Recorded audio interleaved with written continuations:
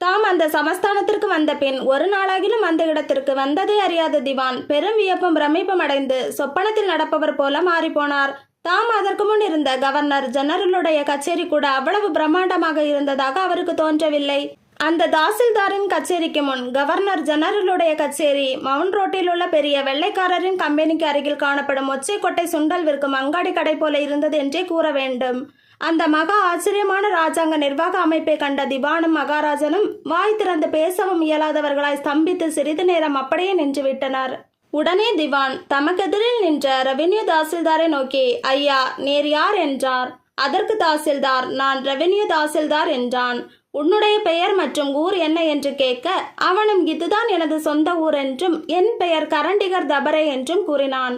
பிறகு திவான் அவனை நோக்கி, உனக்கு என்ன சம்பளம்? நீர் எவ்வளவு காலமாக இந்த வேலையை பார்த்து வருகிறீர் என்று கேட்க, அதற்கு அவன் மாதம் ஒன்றுக்கு ரூபாய் 100 என்றும் சுமார் 10 வருஷ காலமாக நான் இந்த வேலை பார்த்து வருகிறேன் என்றும் கூறினான். திவான் மறுபடியும் அவனை பார்த்து, உம்மை இந்த வேலைக்கு நியமித்தது யார் என்று கேட்க, தாசில்தார் உடனே இந்த சமஸ்தானத்து திவான் சாஹிப் நியமித்தார்கள் என்று கூறினான். நீர் இந்த ஊர் திவானை நேரில் பார்த்திருக்கிறீரா என்று திவான் கேட்க, அதற்கு தாசில்தார், நான் இதுவரையில் பார்த்ததில்லை. தாங்கள் தான் திவான் சாஹிப் என்று இப்போது சிலர் சொன்னதிலிருந்து தெரிந்து கொண்டேன் என்று கூறினான். பிறகு திவான் அவனை நோக்கி, இந்த வேலை உமக்கு கிடைத்த போது உமக்கு யார் தாக்கீது கொடுத்தார்கள் என்று கேட்க, உடனே அவன், நான் படித்து பரீட்சையில் முதல் வகுப்பில் தேறி திவான் சாஹிப் கச்சேரியில் உத்தியோகத்திற்காக முயற்சி செய்தேன். அங்கே இருந்த யாரோ ஒரு சேவகன் புதிதாக ரெவென்யூ தாசில்தார் உத்தியோகம் ஒன்றை உண்டாக்கப் போகிறார்கள் என்றும் நான் விண்ணப்பம் எழுதி கொடுத்தால் தான் அதை கொண்டு போய் திவானிடம் கொடுப்பதாகவும் சொன்னார். நான் உடனே விண்ணப்பம் எழுதி கொடுத்தேன். அதற்கு சில தினங்களுக்கு பிறகு தபால் மூலமாக எனக்கு நியமன உத்தரவு வந்தது.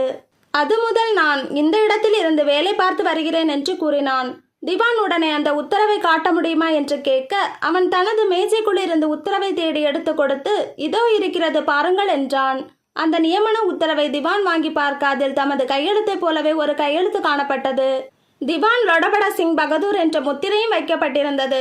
அதை பார்த்த திவான் திடுக்கிட்டு நடுநடுங்கி பிரமித்து அதை அரசனிடம் கொடுக்க, அவன் அதை வாங்கி படித்து பார்த்துவிட்டு வாய் பேசா ஊமை போல் நின்று விட்டான்.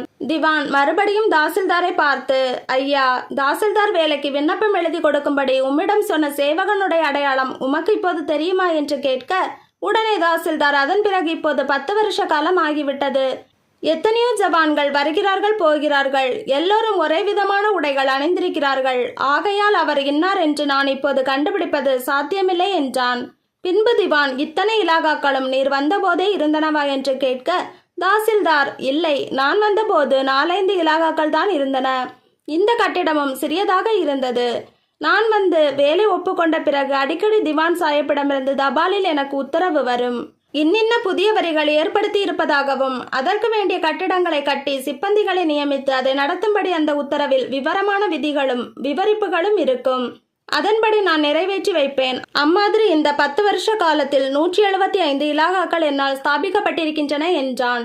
திவான் உடனே எல்லா இலாகாக்களிலும் மொத்தத்தில் எத்தனை சிப்பந்திகள் இருக்கிறார்கள் என்று கேட்க, அதற்கு தாசில்தார் 3748 சிப்பந்திகள் இருக்கிறார்கள் என்று சொன்னான். பின்பு திவான், இந்த நிர்வாகத்தில் மொத்தத்தில் வருஷ வருமானம், செலவு, ஆதாயம் எவ்வளவு என்று சொல்ல முடியுமா என்று கேட்டதும் தாசில்தார் உடனே, ஓ, சொல்ல முடியும். வசூலாகும் ஒவ்வொரு பைசாவுக்கும் செலவாகும் ஒவ்வொரு பைசாவுக்கும் கணக்கு கண்ணாடி போல ஒழுங்காக வைக்கப்பட்டிருக்கிறது. வருஷத்துக்கு வருஷம் வருமானமும் செலவும் மிச்சமும் பெருகிக் கொண்டே போகின்றன. நான் வந்த முதல் வருஷத்தில் வருமானம் 3/4 லட்சம் ரூபாய், செலவு 8000 ரூபாய், செலவு போக பாக்கி மிச்சம்.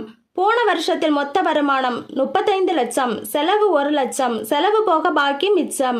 பின்பு திவான் அவனை பார்த்து, வசூலாகும் பணத்தை எல்லாம் நீங்கள் எங்கே வைக்கிறீர்கள்? ஆள் மாகாணங்களின் செலவை யார் செய்கிறது? மிச்ச பணத்தை என்ன செய்கிறீர்கள் என்று கேட்டார். அதற்கு தாசில்தார், இதோ எனக்கு பக்கத்தில் ஒரு கஜானா இருக்கிறது. ஒவ்வொரு இலாகாவிலும் அன்றன்று வசூலாகும் வருமானம் மாலைக்குள் இந்த கஜானாவுக்கு வந்து சேர்ந்துவிடும். சிப்பந்திகளின் சம்பளம், என்னுடைய சம்பளம், மற்ற செலவுகள் எல்லாம் இவ்விடத்தில் என்னுடைய அனுமதியின் மேல் கொடுக்கப்படும். மிச்சப்படும் தொகை வருஷமெல்லாம் இங்கேயே இருக்கும். ஒவ்வொரு வருஷ முடிவிலும் மிச்சப்படும் தொகையை திவான் சாஹிப்புடைய சேவகர்கள் வந்து பாராவோடு எடுத்துக்கொண்டு போவார்கள். அந்த தொகையை திவான் சாஹிப் பெற்றுக்கொண்டதாக அவருடைய கையெழுத்து முகர் உள்ளிட்ட ரசீது வந்து சேரும் என்றான்.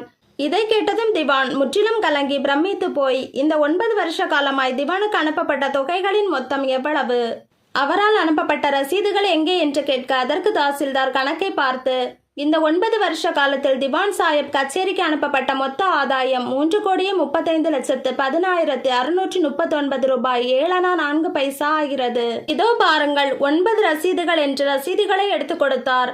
திவான் அவைகளை வாங்கி பார்க்க எல்லாவற்றிலும் தமது கையெழுத்துக்களைப் போலவே கையெழுத்துகள் செய்யப்பட்டிருந்தன. எல்லாவற்றிலும் திவான் லொடபடா சிங் பகதூர் முத்திரை குத்தப்பட்டிருந்தது. அந்த ரசீதுகளை உடனே அரசன் வாங்கி வைத்துக் கொண்டார். அதன் பிறகு திவான் அவ்விடத்தில் இருந்த கணக்குகளை எல்லாம் எடுத்து ஆராய்ச்சி செய்து பார்த்து கஜானாவில் இருந்த பணங்களையும் சோதனை செய்தார். கணக்குகள் யாவும் பரிஷ்காரமாகவும் ஒழுங்காகவும் வைக்கப்பட்டிருந்தன. கணக்கில் காட்டப்பட்டபடி அந்த நிமிஷத்தில் எவ்வளவு தொகை கஜானாவில் இருக்க வேண்டுமோ அந்த தொகை ஒரு காசு குறையாமல் கஜானாவில் அப்போது இருந்தது. உடனே திவான் தாசில்தாரை பார்த்து, ஐயா, ஒவ்வொரு வருஷ கடைசியிலும் மிச்சப்பட்ட பணத்தை எடுத்துக்கொண்டு போன சேவகர்கள் இன்னார் இன்னார் என்ற அடையாளம் உமக்கு தெரியுமா என்றார். உடனே தாசில்தார், 10 தாசில்தார்கள் செய்ய தகுந்த வேலையை நான் ஒருவனை பார்த்து வருகிறேன். சேவகர்கள் யார் யார் வருகிறார்கள் என்பதை கவனிக்க எனக்கு அவகாசம் கிடையாது. எல்லா பணமும் திவான் சாஹிப் கச்சேரிக்கு ஒழுங்காய் போய் சேர்ந்தது என்பதற்கு நான் ரசீதுகள் கொடுத்து விட்டேன். தங்களுடைய கச்சேரி சேவகர்களுடைய அடையாளம் தங்களுக்கு தான் தெரிய வேண்டும் என்றார். அதை கேட்ட திவான் கலங்கி அயர்ந்து இடிந்து அப்படியே உட்கார்ந்து போய்விட்டார். அவருக்கு பக்கத்திலேயே இருந்து எல்லா விவகாரங்களையும் கவனித்துக் கொண்டிருந்த அரசன் திவானை பார்த்து, என்ன திவானே, நீர் இப்போது இந்த தாசில்தாரிடம் கேட்ட கேள்விகளையெல்லாம் கவனித்தால் இந்த 10 வருஷ காலமாய் இவ்விதமான கச்சேரி ஒன்று இங்கே இருக்கிறது என்பதையே நீர் தெரிந்து கொள்ளவில்லை என்பது இதிலிருந்து தெரிகிறது.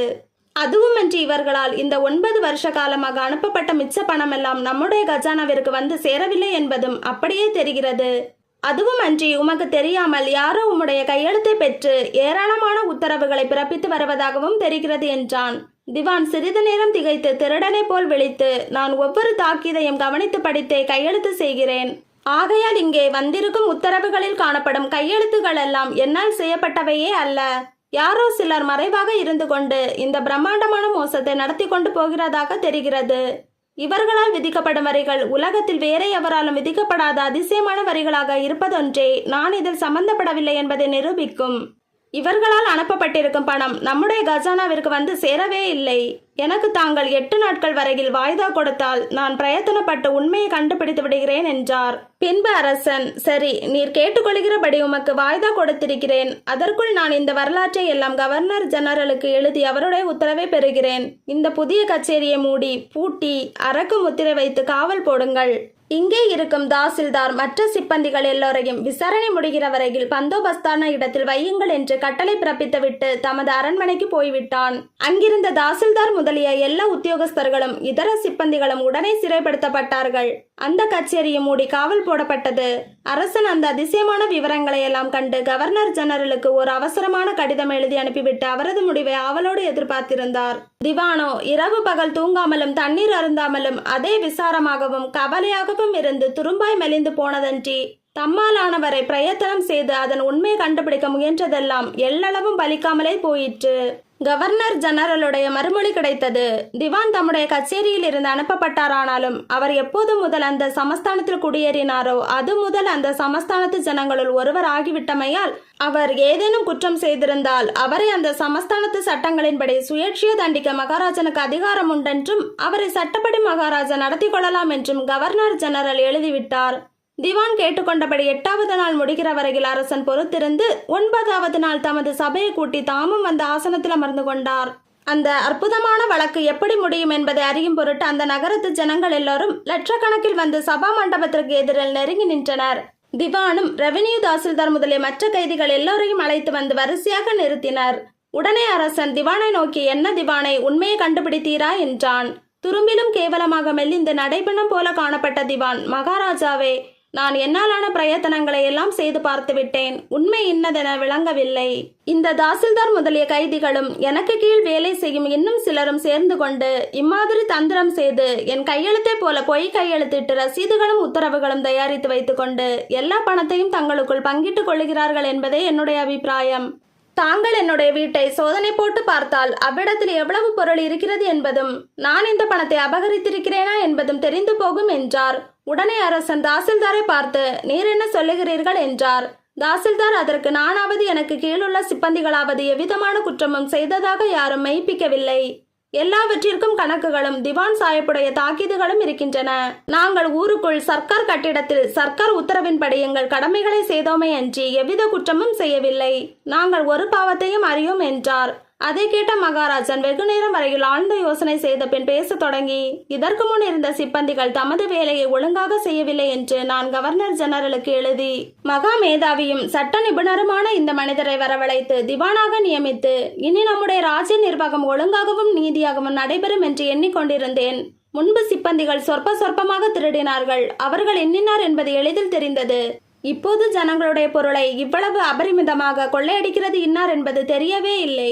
அவர்கள் தாசில்தார் முதலிய உத்தியோகஸ்தர்களை நியமித்து சொந்த கட்டிடம் கட்டி பட்டப்பகலில் நாற்காலி மேஜைகள் போட்டுக்கொண்டு பங்கா, விசிறி, வெண்சாமரம் முதலிய விசேஷ மரியாதைகளுடன் கோடியாய் எல்லா ஜனங்களும் அறிய கொள்ளையடிக்கிறார்கள்.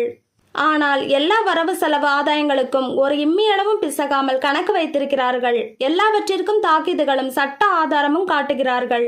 இவ்விதமான இந்திரஜால கொள்ளை இந்த உலகத்தில் வேற எந்த தேசத்திலும் இறந்த காலம், நிகழ்காலம், வருங்காலம் ஆகிய எதிலும் நடக்க தகுந்ததே அல்ல. ஆனால் இன்னார்தான் இதற்கு உத்தரவாதி என்பது இன்னும் தெரியவில்லை. தக்க சாட்சிகளை கொண்டு மெய்ப்பிக்காமல் எவர் மீதும் எந்த குற்றத்தையும் சுமத்துவது சட்டவிரோதமாகையால் தாசில்தார் முதலிய சிப்பந்திகள் எல்லோரையும் நாம் விடுதலை செய்திருக்கிறோம்.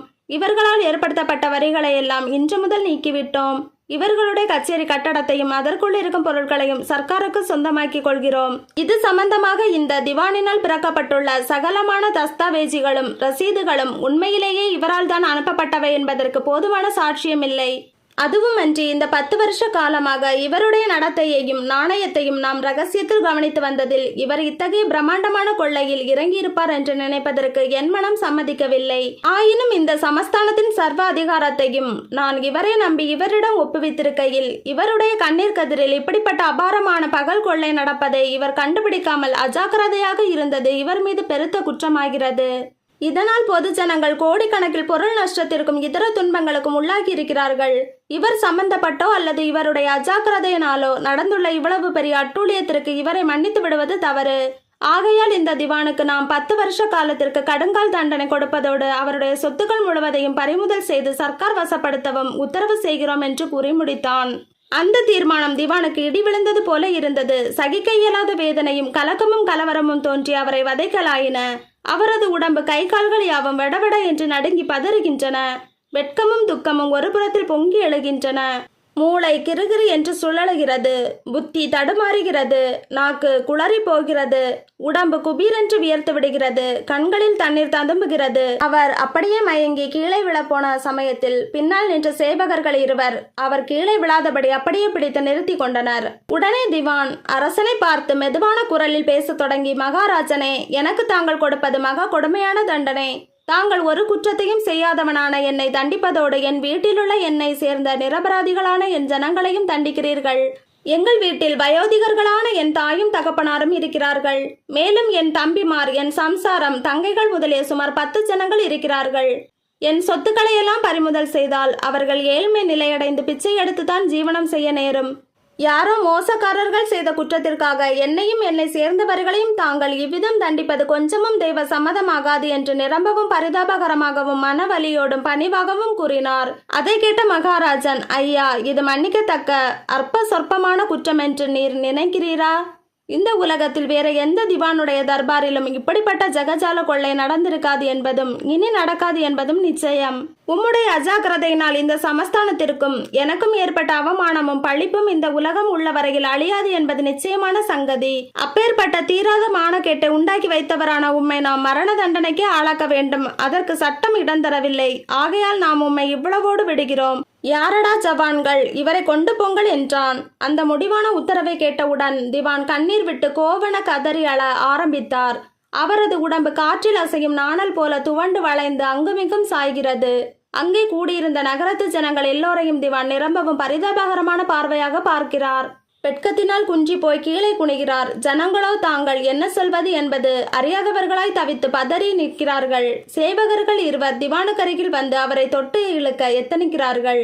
அந்த சமயத்தில் ஜனக்குப்பலுக்குள் இருந்து ஒரு மனிதன் வெளிப்பட்டு அவசரமான வழி செய்து கொண்டு பைத்தியம் பிடித்தவன் போல சபைக்குள் நுழைந்து மகாராஜனுக்கு எதிரில் தைரியமாய் போய் நின்று 2 கைகளையும் எடுத்து குவித்து நிரம்பவும் பணிவாக குனிந்து வணங்கி, மகாராஜனே, நான் இந்த சமஸ்தானத்தில் உள்ள பிரஜைகளுள் ஒருவன். இந்த 10 வருஷ காலமாக நம்முடைய சமஸ்தானத்தில் நடந்து வந்த வினோத கொள்ளையின் விஷயத்தில் தாங்கள் இப்போது வெளியிட்ட தீர்மானம் சம்பந்தமாக நான் ஒரு விஞ்ஞாபனம் செய்து கொள்ள பிரியப்படுகிறேன். மகாராஜன் கருணை கூர்ந்து அதற்கு அனுமதி கொடுக்க வேண்டும் என்றான். அதை கேட்ட அரசன் திடுக்கிட்டு வியப்பும் ஆவலும் அடைந்தவனாய் நிமிர்ந்து அந்த மனிதனை பார்த்தான். பக்கங்களிலும் எதிரிலும் லட்சக்கணக்கில் கூடியிருந்த உத்தியோகஸ்தர்களும் குடிஜனங்களும் அந்த மனிதன் எதை பற்றி பிரஸ்தாபிப்பானோ என்ற ஆவலும் ஆச்சரியமும் அடைந்து அவனது வாயையே கவனமாக பார்க்கலாயினர். சபா மண்டபம் முழுவதும் நிசப்தமே குடிகொண்டது. மகாராஜன் அவனை பார்த்து, என்ன விண்ணப்பம் சொல், கேட்கலாம் என்றார்.